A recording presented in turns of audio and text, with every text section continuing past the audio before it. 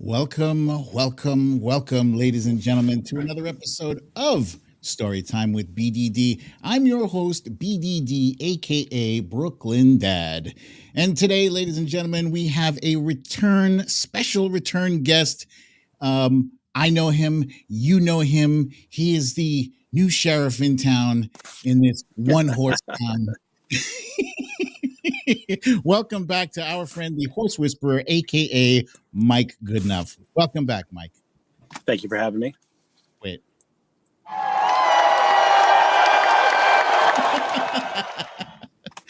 Okay. It's nice to see that level of support for law enforcement. Indeed, and it's been a minute since you've been back, but a lot has transpired. A lot of stuff is going on, and we want to cover that. And actually, I do want to do a quick preview of what our viewers have in store for today. So, first, there was the debacle, the badge debacle. We don't need no stinking badges. Is it real? Is it fake? We will discuss.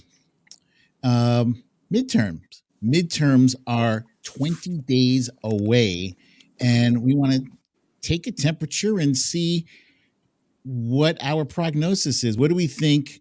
Are we leaning Dem? Are we leaning Republican? We'll find out. And there is a very, very special White House surprise we have in store for you today, ladies and gentlemen. We'll get to that in a minute. And of course, last but not least, inflation. Everybody's talking about it. We cannot ignore it, nor should we.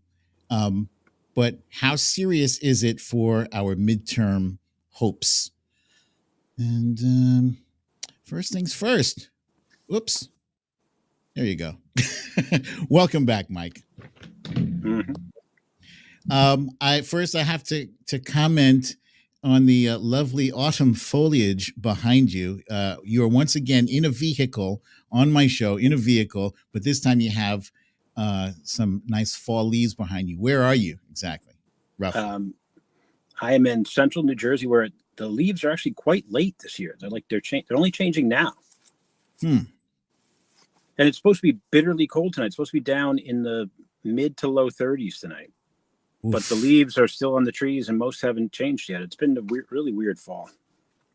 It feels to me like fall really snuck up on us. I mean, I know it's October 19th, but I really am accustomed to the past few years. It's been like, what do they call it? An Indian summer? Mm-hmm.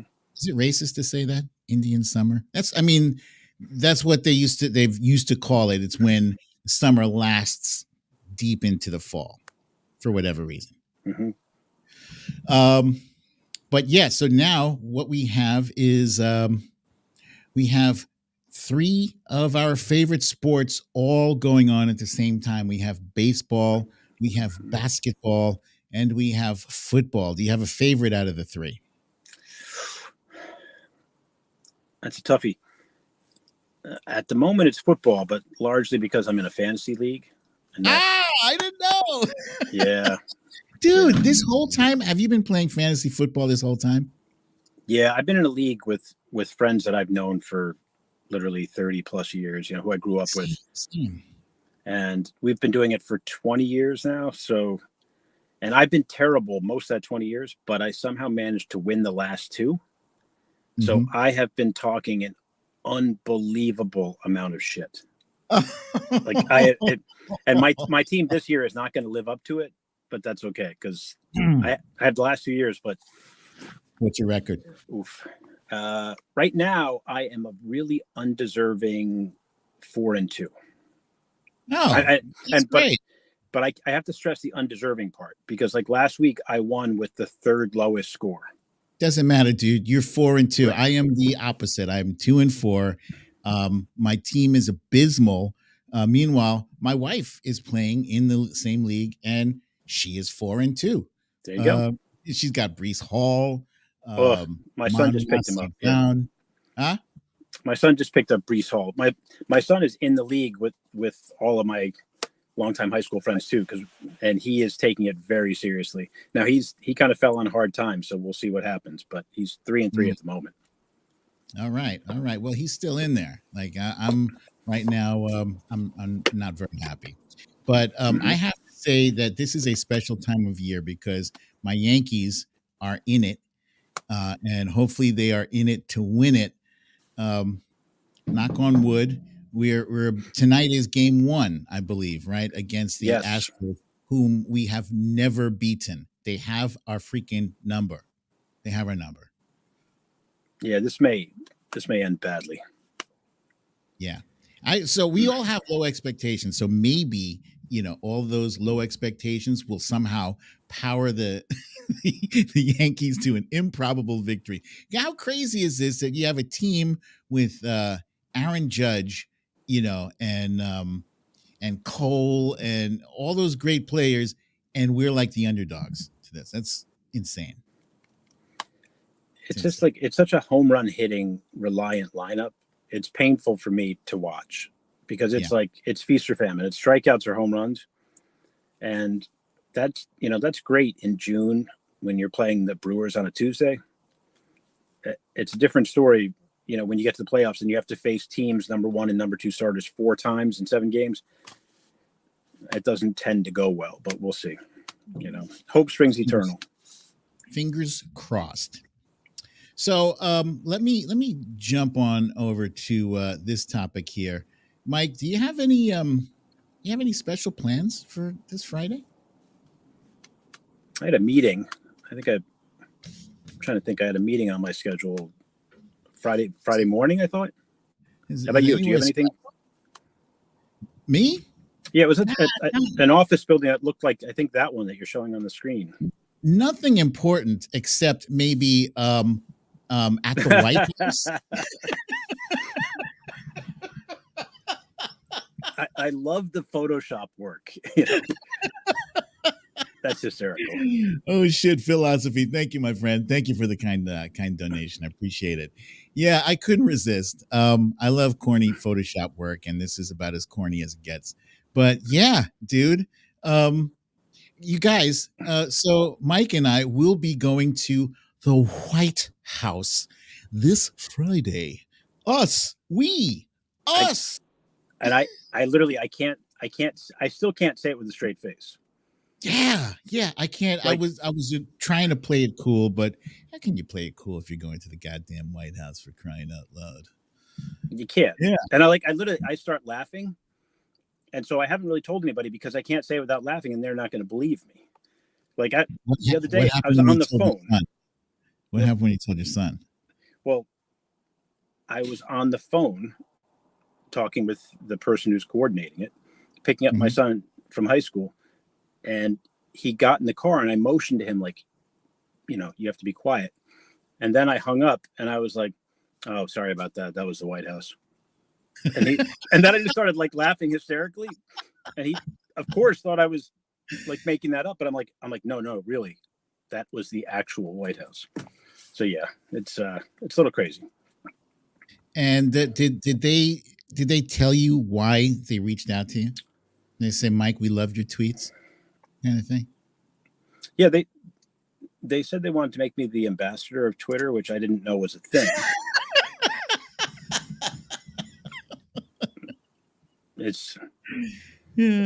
But when you get that call, you take that call. No, I think reasonably, and I'm sure you can expound on this more. I think they're doing outreach to people who are friends of the administration and who themselves have a platform and have some reach. And I will tell you this, I think it's fantastic that they're doing that. And it's entirely logical that they are. I don't personally think that reflects on me in any particular way, other than the fact that I have some reach and can potentially help the administration get messages out. But I will say this, they're the first people who have ever asked. Now, how whacked is that, right? In 2018 and in 2020, when a startling, bizarre, illogical number of people were seeing the stuff that I was posting, nobody from the Democratic Party ever contacted me. Hello. Yes, you were in Rolling Stone, right? It was Rolling Stone, right? Yeah. Yeah. Yeah. And again, no reflection on me, and a variety of other publications. But you would think that somebody within the Democratic Party would reach out to people who have platforms who can give them free media, right? So this is something I think I've talked about on this show here. It was really kind of disappointing that they had not already been on top of this. Like, and honestly, I don't know what the purpose is. Maybe this is like a meet and greet kind of thing. They did say that something about senior communications officials. It would be cool to meet Karine Jean Pierre. That would be very cool. Um, Senior, right? But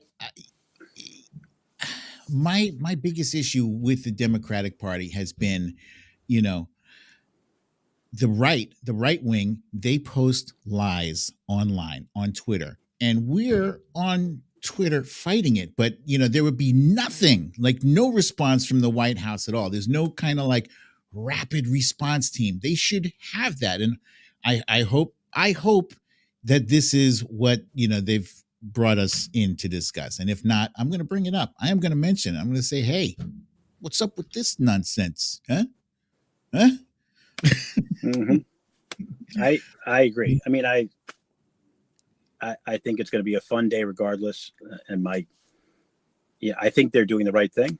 And I think, like you, I mean, we're trying to help as best we can. Oh, I see a question from Jenny. Yeah. In fact, I will, Jenny. When you bring the badge, please. You know what? I don't want to make too much of the fact that I'm an honorary sheriff now. It's not something that I go around wearing my badge everywhere or anything. It's just that I'm available. If they need to call me, they can call me, and I can help them with things. Just like Herschel Walker. Oh my God! Did you actually get that from Party City? I did, and it was $3. And I will tell you, it's actually a very nice, high quality badge. It looks high quality. It's metal.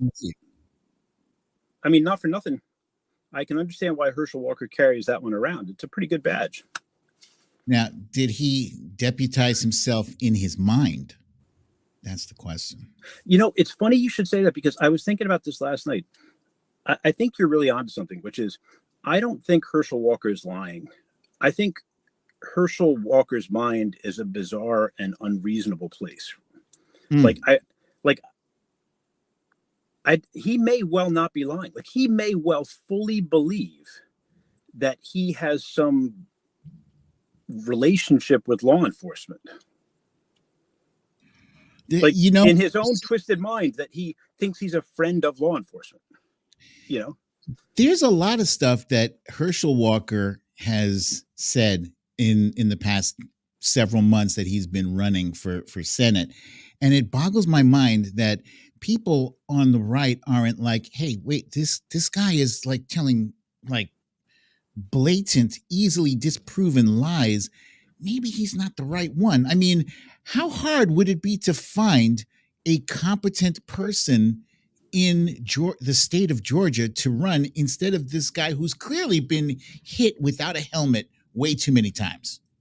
And it's not even the hypocrisy and the lies. Like, some of the stuff he says is just bonkers, right? And his history, like, I'm not sure if this has been well publicized or people have known this, but long prior to when he ran for office, he was on record saying that he had multiple personalities. Like, he literally heard voices. Yeah. Right. Mm-hmm. And he said that there were multiple Herschel Walker personalities, and the bad ones were responsible for all of his misbehavior. And then he went on to say that he healed himself. Did he say that? Yeah. He said he basically cured himself through willpower. So he acknowledges that he has what amounts to a serious psychiatric disorder, and then claims he just kind of thought it away. He claimed he healed himself. I'm guessing that's the explanation for why during his debate against Senator Warnock the other night, he said people don't really need insulin. Just eat good food. And then he doubled down on that the next day. Yeah. Did you catch this debate? I saw clips of it. I didn't watch it live. What was your impression of the clips that you saw? I'm of two minds. Like, naturally, I mean, Warnock should be winning this race in a Running away, right? Yeah. I mean, needless to say, and the clips are crazy. Except immediately after the debate was over, like every right-wing personality and politico got on Twitter and announced Herschel Walker clear and obvious winner of this debate. And I'm like, what? Am I taking crazy pills? What the fuck is going on? Yeah. I mean, I think that we as Democrats have a consistent problem in that we think that there are supposed to be rules, and we think rationally, and we think that the world is substantive, and that people are substantive, and that that audiences will evaluate and rationally score how people did. Now, Republicans have gone completely the other way, right? Now they think that if you just lie enough and loud enough, you can persuade anybody of anything. Mm-hmm. And they're closer to right than we are, being quite honest. And if you repeat a lie enough, people believe it. And the great majority of people didn't watch that debate. So it doesn't even actually matter how people did in that debate. Most people will digest what they've been told by people they follow. And so, not for nothing, their strategy is not, it's somewhere between not terrible and actually an awful, evil genius that people just reading them, if you poll them, they'd be like, oh, Herschel did great in the debates. And if you ask them, why do you say that? They would have no reason, no answer. They didn't watch the debates. They didn't watch the clips. They just digested what they were told by people that they follow.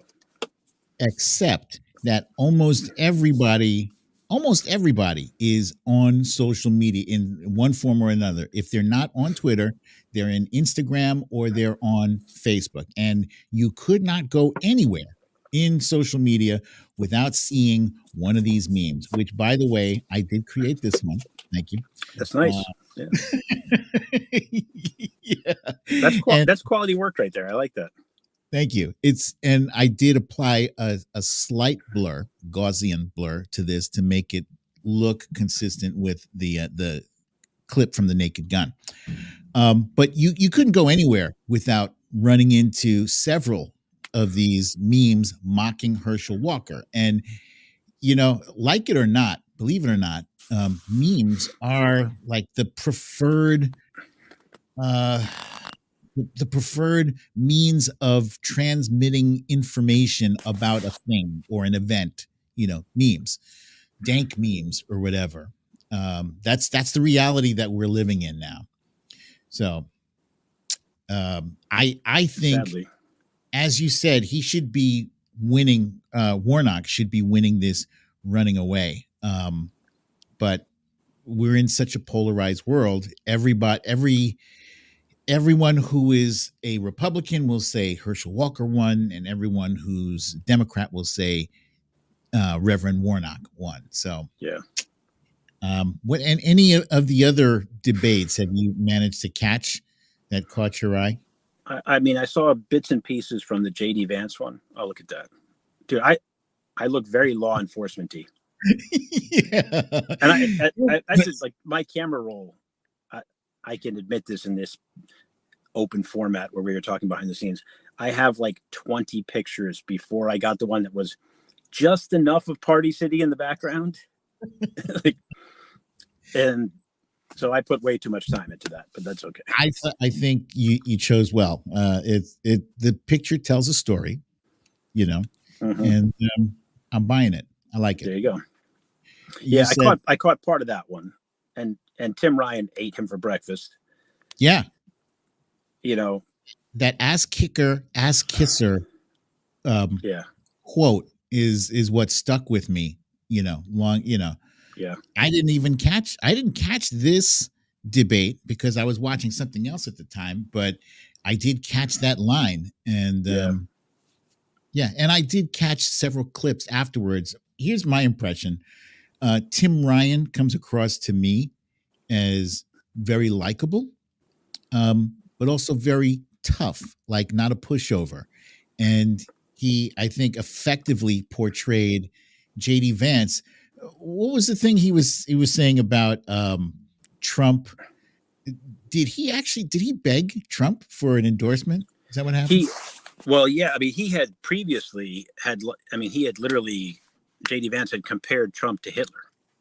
Like he had made some comment likening Trump to Hitler, and then much later he went on to ask Trump for an endorsement. So he was very solicitous of that endorsement after having been, I mean, as anti-Trump as you could be. Yeah, I mean, you don't And just so he called him out on it. Ryan called him somebody out on it. Hitler that you respect. But the thing is, I don't know what that really gets you. I mean, logically that should help you, and logically rational people should think that matters. But that's the story of the whole Republican Party, right? And Yeah, people who support Trump don't actually really ding people who belatedly come around because they're too busy hating the other guy. I mean, yeah. We'll see what happens. I waver between optimism and abject terror, and I think there are reasons for both, and we'll see. Indeed. I want to talk about the debate that I did catch most last of night. Whoo, boy. Who? I love her. It was Val Demings. I have been a fan of Val Demings since, was it the first impeachment trial or the second one that she was in? I believe it was the second one. Yeah. She's a powerful, dynamic woman. And what she did effectively was she brought the toughness that I feel like our Democratic base is starved for that toughness. And I'll say this, Reverend Warnock is who he is. He's not projecting as a tough guy. He's not a mean guy. Right. He's a pastor. Right. Pastor, reverend. He's a reverend, gentle, love thy neighbor kind of guy. But Val Demings was taking no prisoners last night. I have a clip. Let's play this one. The majority of people in our nation want us to do just that. How long will you watch people being gunned down in first grade, fourth grade, high school, college, church, synagogue, a grocery store, a movie theater, a mall, and a nightclub, Congresswoman, and do nothing? That is time. I want to. Chills. Yep. Chills. She did. I mean, I thought she did great. And I thought she did, and you referenced this. I don't really understand why Democrats have a hard time being impassioned. Like, Democrats tend to treat these debates as if they're college debates where they're going to be scored by their professor. And as opposed to where these are fights for public opinion. And so Democrats tend to lean heavily on the facts, but without passion, right? And without personality. And like, I personally think Tim Ryan, one of the things that has been making him a good candidate, and I hope it helps him prevail, is that I think he's sort of exuding personality both in his campaign ads, and he did it in that debate. There appears to be some feeling behind that. Like he did an ad with his wife talking about how they don't agree all the time. And it's just like humanizing, right? It makes you realize he's not just a politician. He's a living, breathing human being. Yeah. And I think that Democrats often are too emotionally flat in how they come across. And they tried to win like so heavily skewed to substance, while Republicans are doing the total opposite, are competing on like irrational, baseless emotion. But there's a heavy portion of the population that works just fine for, you know? Mm-hmm. And I think we have to, Democrats would be well off to sort of hew more towards the middle there. But yeah, I thought, and Val Demers was a great example, because like she humiliated Marco Rubio. I mean, she made him look, I mean, beyond weak. Like you and I were talking pre-show about Seinfeld. She made him look like he just got out of the pool. You know? The shrinkage. Right. Indeed. Yeah. So overall, are these debates going to matter? And on November 8th, are these debates, is the memory, the cachet of these debates, are they going somewhere and informing voters? You know what? I remember Val Demings humiliated Marco Rubio. Is that a factor that's moving the needle one way or the other? Somebody just asked about independence. What do you think? I mean, in theory, everything has an impact, right? I mean, I think there's a school of thought, which I think is probably relatively close to true or correct, that there aren't very many, true independents in this polarizing time. So whatever the number might be, 90% or even more are already going to vote one way or the other. There's an awful lot of competition for a very slim sliver of people who might be reachable per se. And a lot of these, I mean, I think sometimes we forget how close these elections are. And therefore, cynically, I think, oh, well, maybe this doesn't affect that many people. It doesn't take that many people to change an election, though. I mean, DeSantis won by, what, 0.5%? Not even? Yeah. Against Andrew Gillum, it was, right? Yes. And Gillum originally was not necessarily considered to be the primary candidate with the best chance of beating DeSantis, but he came within 0.5 point of beating him with some Republican hijinks in Florida. So does it change a million minds? Probably not. Does it influence some? Probably. And that in a close race, that could well be the difference. I don't know. I mean, you have to hope it is. I mean, I do think that one of the issues that I have had in the past 6 months is that, unlike in 2018, I think there's just been a whole lot less visibility around these midterms. And it has felt a lot less concerted. Like in 2018, we were all killing ourselves to win the midterms to take away some of Trump's authority and power. Because he had entered office where he had control of both chambers of Congress and he had the White House. It was live or die to win the midterms. I don't think we've had that kind of momentum and that kind of effort this time. And as a result, a lot of the candidates haven't gotten the airtime and the visibility. And, so these debates are, probably most helpful in that respect. I mean, I know Val Demings from being super into politics, but who has seen Val Demings lately? I'm with you 1,000 billion% there. And my issue is about Charlie Crist, for instance. I don't know how much airtime he's getting down there in Florida, right? But I'm not seeing a whole lot of exposure for him. I'm seeing a whole lot of exposure, national exposure, for Ron DeSantis because of his idiotic hijinks and his human trafficking prank, but Charlie Crist, look, they just had a hurricane down there. Where's the footage of Charlie Crist out there in the community handing out bottles of water or, helping local residents? There was none of that. He was swallowed whole in this media, whatever it is. Media is failing us once again. But I'll tell you what does have a lot of visibility these days, unfortunately, are bots. Ooh. Bots have returned with a vengeance.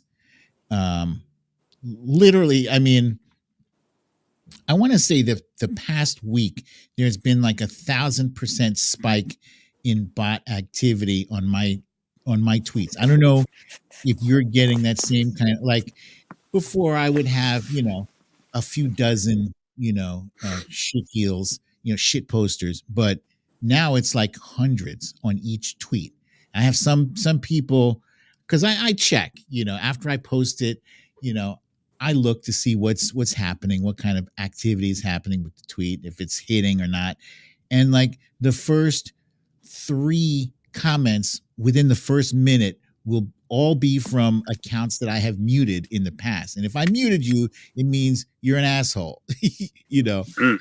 Are you experiencing this? I don't know if I am or I'm not, or at least not in the same way, because I have my filters set really tight, my notification filters. So they rule out a lot of that bot activity. I don't see them in my notifications. So explain what you mean about these notification filters, because I think you could help out a lot of our viewers with this info. Oh yeah. Yes. I mean, if you're like a very active poster and you're getting a lot of comments and you get trolls and bots and that kind of stuff, it's almost sort of mandatory. Like, you can go into the settings, and I don't know what the exact path is, but if you go into settings, there are settings around your notifications that basically around like what will show up in your notification feed. And they have some things you can toggle on and off. Like, you could say, don't show me notifications for accounts that have the default picture, so have that, the egg or whatever, the cat's paw, whatever they call it. Right.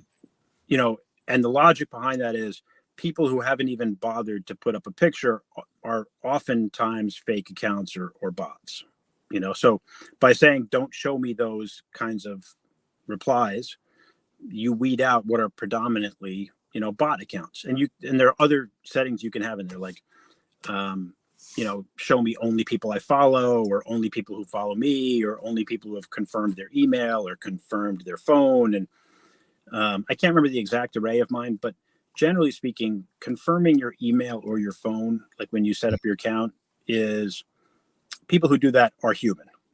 Now, not all humans do that, but a lot of like the burner accounts and bot accounts don't do that because they don't have those human things behind them. They don't have an email address. They don't have a phone number. So by toggling off those notifications, you weed out almost all the bots, but some human beings too. Do you have a preference for block or mute? What's your preference? Or do you engage? Do you feed the trolls? I don't. The only time if somebody is problematic, I block them. I generally don't mute problematic people, because the way that I look at it is, if I mute somebody who is a troll or harasses or is negative, I'm merely muting them for me. I'm leaving them to both undermine whatever I'm saying and to bother everybody else. It's like having an asshole at your cocktail party, but just walking to the other side of the room. You're like, they're still going to irritate everybody else at your cocktail party, right? So if you don't want them there, kick them out of your party. It's your yard. Kick them out of your yard. So I block. I don't tend to mute. The only time I do mute occasionally, but it's more like times when I don't necessarily want to see all the messages from somebody who's talking about specific subjects that I'm not really interested in at the time, or it's not that I want to ban them from future interactions. It's just that I want to see less of them for right now. Yeah. So often, this is what Mike was referring to, the egg thing. So often when you see accounts that don't have their own profile picture, they just have that kind of anonymous egg thing, or it'll be a first name and 7 or 8 numbers following that That's kind of how you can right off the bat identify a bot. There are other things like punctuation, for instance. If you see that they put a space before and after the comma or the period, that's a bot also. For some reason, their programmers haven't figured out how to, sort that out. So what I unfortunately don't have the time. It takes me long enough um just to scroll through and sort through the nonsense. I am being attacked by, I don't know, bot farm or multiple bot farms. I don't know. It's it is what it is. It's the midterm. So I'm just gonna put my big boy pants on and suck it up. But I would uh highly recommend you guys, if you run into bots that are, problematic. There's a thing called botsentinel.com. You can go, if you want to see, is this person a bot? You can go to that website and there's a checker. They'll identify whether they're problematic or questionable, whatever. But don't engage with them. Your time, your energy is way too important. We need every available person who's watching right now to spread the message of the Biden administration and of the Democratic Party. Because, call us blue anon or cheerleaders or whatever. I don't care. I don't give a shit. But I do know that there's a huge difference between the Democratic Party that is actively working to improve the lives of Americans and the Republican Party, which is actively blocking everything that Democrats are trying to do. And they're lying.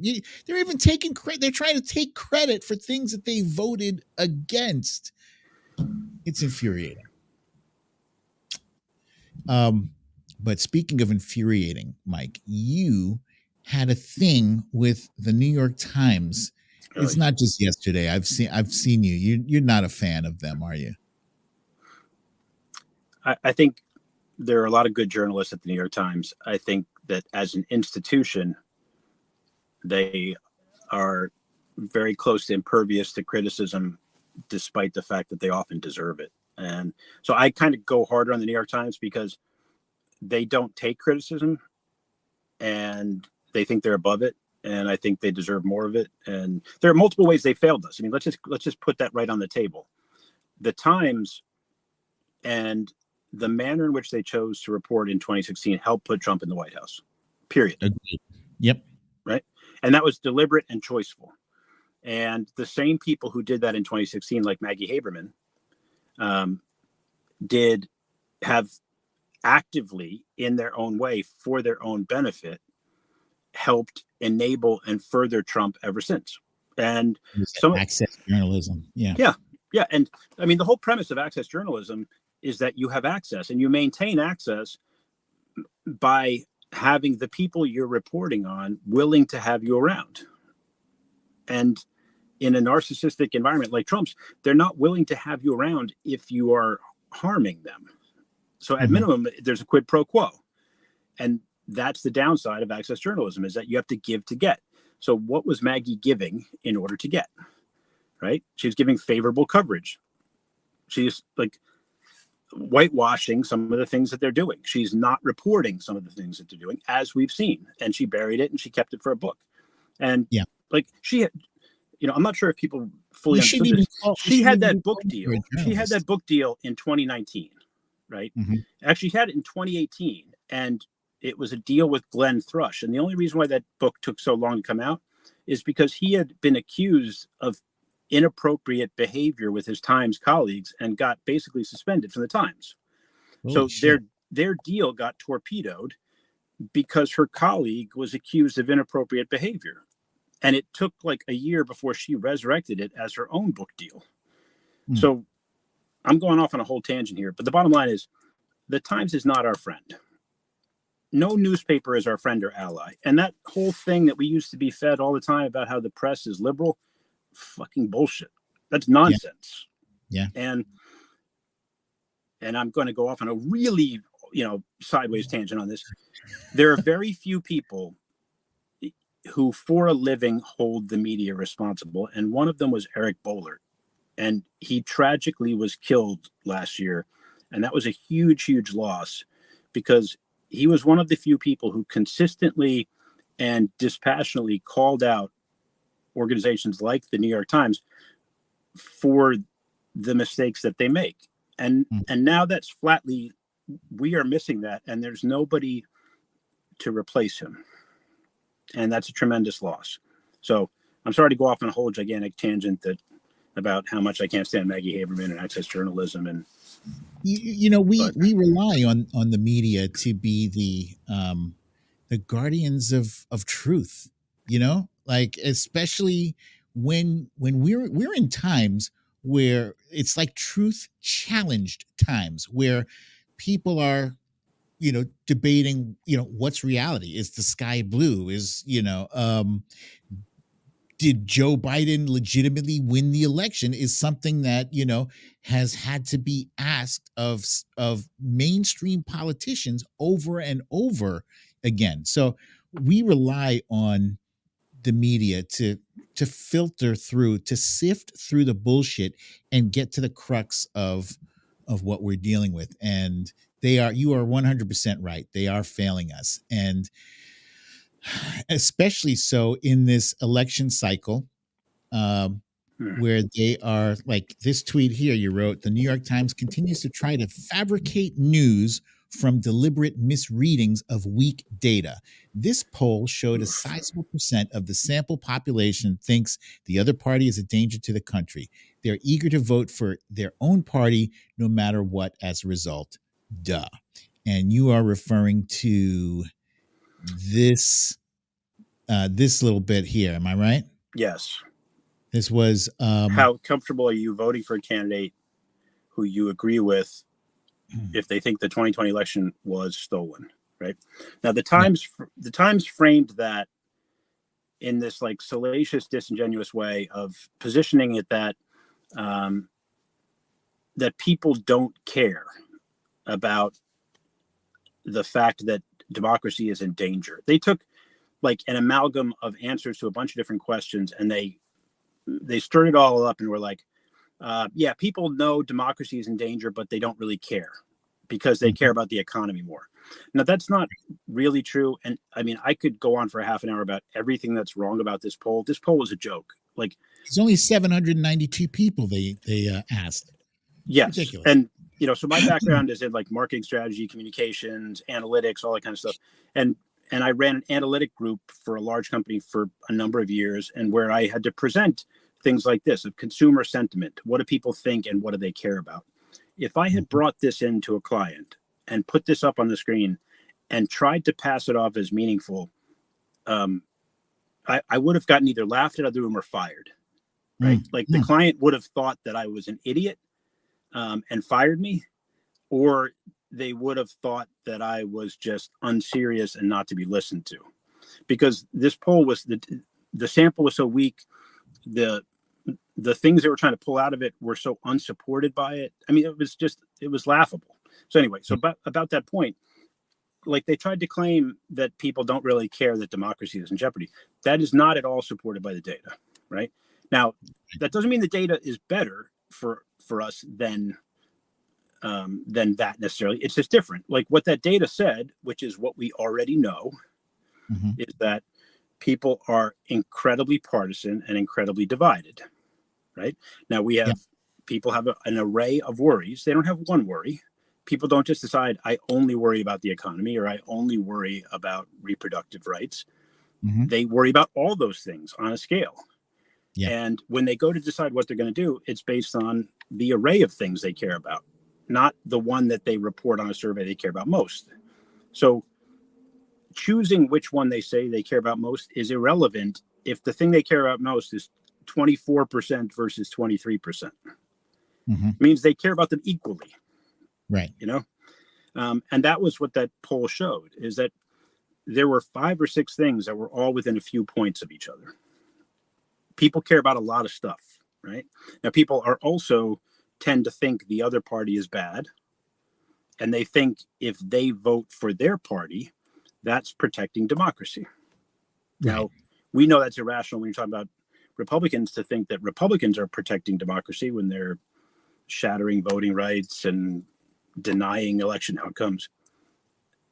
But the data in no way supported the way the New York Times tried to position it. And I don't believe that that was a benign misreading. No. I think it was deliberate that the Times tried to create drama for effect. And not for nothing, it worked. They've right? done that a lot. Every other outlet talked about the New York Times and their headline, and no other outlet just called bullshit and said the Times is full of shit. This is nonsense. Yeah. They all kind of benefit from the midterms being a tight horse race. You understand? And they did that to very ill effect in 2016. They really just hobbled Hillary Clinton with, under a mountain of bullshit. And they're doing the same thing. They're kind of trying to both sides this. They're giving here. Let's talk about the emphasis that the media has been putting on inflation of late, because it's obviously important. I know the prices are high. You have to be a moron if you don't know the prices are high. But I also know, as I'm 54 years old, that inflation has been a thing that comes and goes. Prices go up and prices go down. That's, I think that's they were mocking some economists on saying that inflation is cyclical, but it is. It is, when I was a kid, inflation was a big deal. In fact, Reagan had 13, 14% inflation. We're at 8 right now. It's also global. And I don't think we have enough people coming out and talking about the causes of inflation and who's suffering from it. They're trying to make it look like it's all Joe Biden's fault, when really there's a number of factors. And I think Katie Porter put it well in this clip I'm going to play for you here. According to this chart, what is the biggest driver of inflation during the pandemic? The blue is the dark blue is the recent period.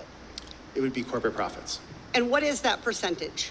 It is 54%, and that number does stay that level of high if you update that number to more recent numbers as well. So over half of the increased prices people are paying are coming from increases in corporate profits. Yes, the unit price index is reflected in corporate profits as opposed to other costs. And how does that compare to historically to other periods of inflation or over other periods of economic time? As reflected there and in other analysis, it is significantly higher in this recovery, 11.5%. And what is it today? 53%. So I want to make sure everyone in America understands this chart. What is a unit labor cost? The cost, wages and associated work costs. So we could just wages. What is a non-labor input cost? A variety of things, including maintenance and investments. Okay, so I have to buy the stuff to make the widget. I have to have a factory. I have to keep the lights on. I have to hire someone to make the widget. That's this stuff. And this is what I add on top.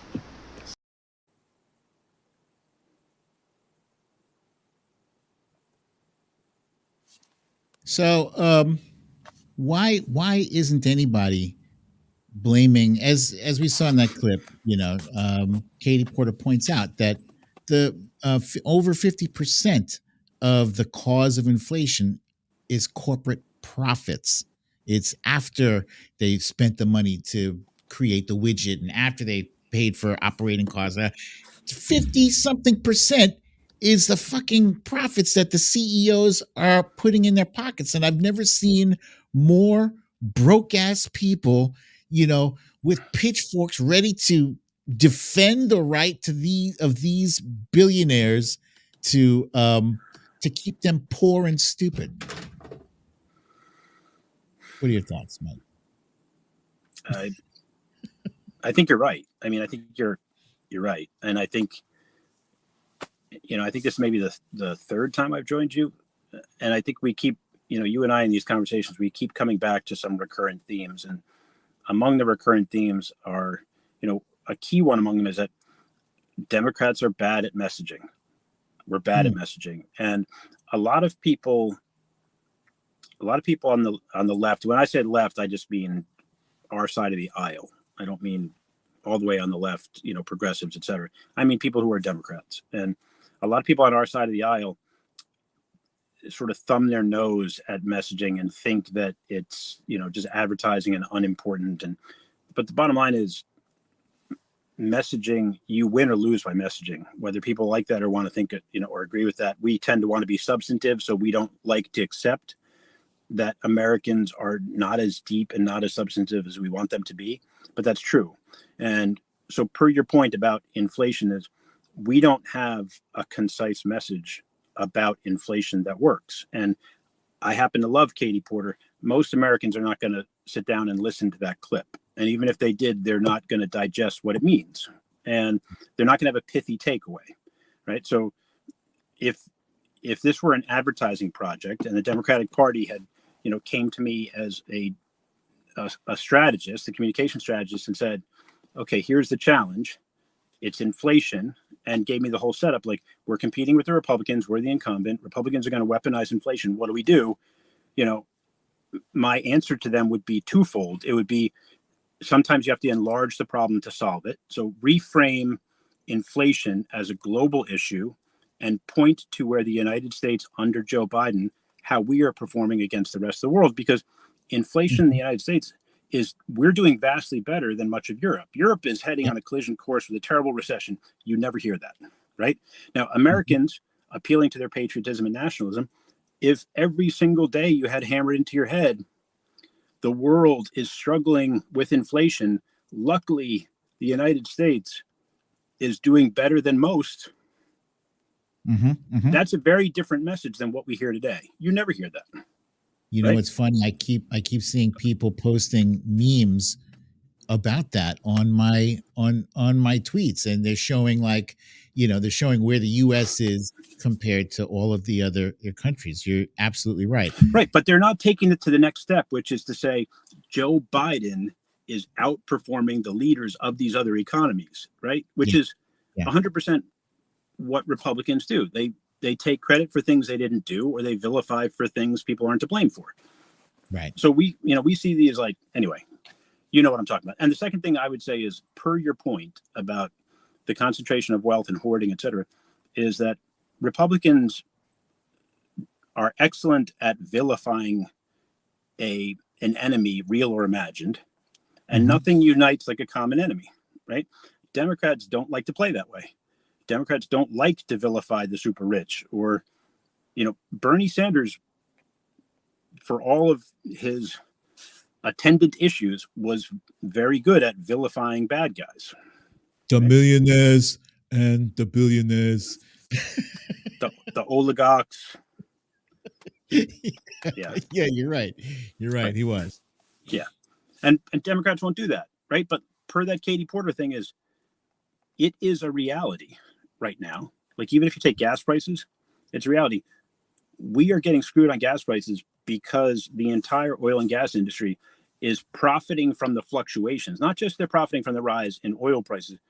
They make money on both sides of that trade, because when the price of oil goes up, they raise the price of gas overnight, right? Yep. So 2 weeks ago, OPEC announced a cut. The price of gas went up about 10% overnight. Now, the gas they didn't even cut the oil yet, did they? Correct. And the gas that you're pumping the next day was produced last month, right? The cost to produce that gas did not go up because it's been done for 3 weeks or 4 weeks. They raised the price instantly. Now, what has happened since then is the price of oil is actually lower today than it is the day that OPEC announced that cut. It went down. Yeah. Because that cut was a phantom cut. It wasn't as big a deal as people think it was. Now, with that said, the oil companies and the entire chain, the supply chain that goes from oil producers to refiners to distributors to gas stations, obviously we know the gas prices haven't fallen as quickly as they raised them. Right. right? Mike? I hate to cut you short here, No but problem.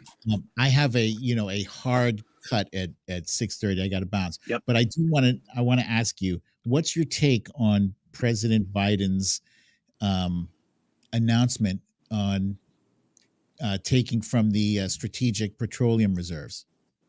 Good, bad, indifferent? I mean, I think to some degree it's helpful. It raises the question of at some point you have to refill, The reserves. our strategic reserves. And a lot of this is ceremonial because what people don't like fully, they don't go all the way through and look at the details of what do these things really mean. Like when OPEC announced that cut, they announced they were going to cut 2 million barrels a day, right? Well, last month and every month prior, they fell short of their quotas. So last month, and like many others, they were 1.5 million barrels per day short of what their quota was to produce. So if you cut the quota by 2 million, but you couldn't hit that quota anyway, you're going to miss it by 2 million or by 1.5 million. You've really only cut 500,000 barrels.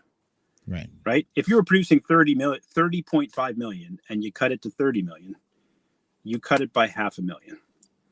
That's not a very big cut. That's literally less than 1% of the world's oil.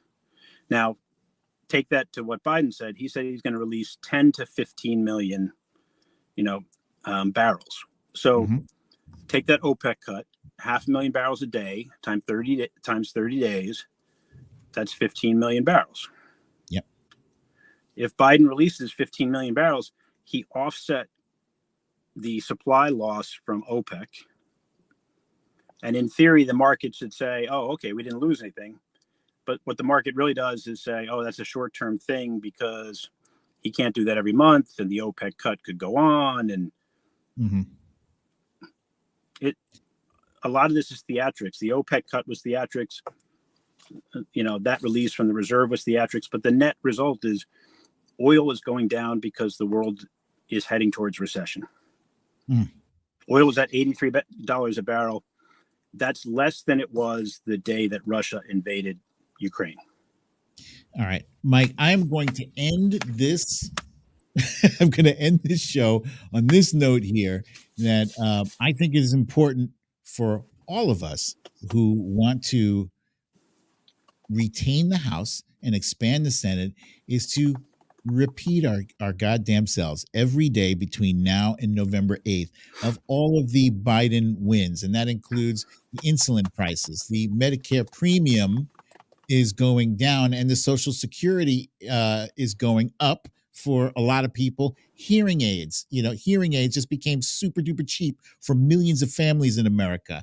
College debt forgiveness. I put 3 boys through college, so I know how expensive that shit is, and I don't care that I'm happy that the people, the future of America is going to be able to not be hobbled by debt. They still have to address the bigger issue, but whatever. College debt forgiveness, marijuana pardons, the CHIPS Act for manufacturing, the PACT Act. So many different wins, and all the Republicans are trying to do is block those wins. That's all. So keep repeating, keep promoting, because it's up to us. We are all of us that are on the social media, no matter how many followers you have, somebody is following you, somebody's watching, and somebody's going to share that social media information. Mike, I can't thank you enough for coming back on the show. You are a fantastic guest. You're so smart and personable and handsome at that too. Why did it get so dark over there? It's sunset. It's winter. Winter is upon us. Anyway, you have a hard stop. This was a pleasure. Thank you for having me, and I'm looking forward to seeing you on Friday. Thanks again, buddy. Hang tight. I'll see you on the other end. Okay. You guys, thank you so much for joining me for another wonderful episode of Storytime with BDD. I'm your host, BDD, aka Brooklyn Dad.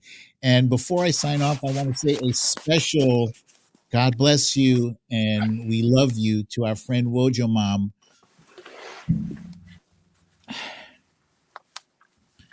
who I just learned is in hospice care and